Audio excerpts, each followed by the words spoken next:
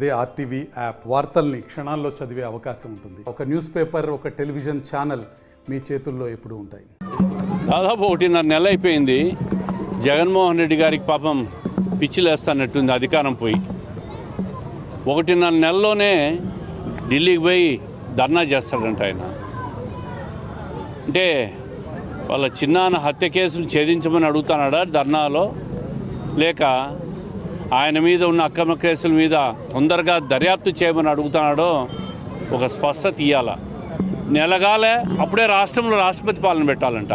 రాష్ట్రపతి పాలన పెట్టాలని డిమాండ్ చేసిన జగన్మోహన్ రెడ్డి గారు ఆయన పరిపాలనలో నెలకు ఒకసారి ఆయన బర్తరఫ్ చేసి రాష్ట్రపతి పాలన పెట్టిండాల.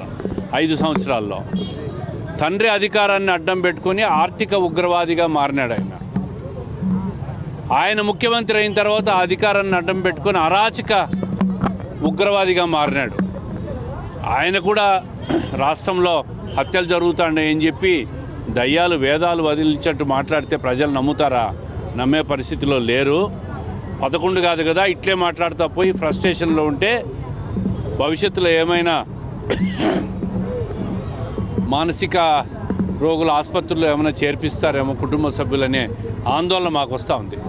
మరిన్ని వీడియోస్ కోసం ఛానల్ ని సబ్స్క్రైబ్ చేయండి. లేటెస్ట్ అప్డేట్స్ కోసం వాట్సాప్ ఛానల్ ని ఫాలో చేయండి. అండ్ లింక్ డిస్క్రిప్షన్ లో ఉంది.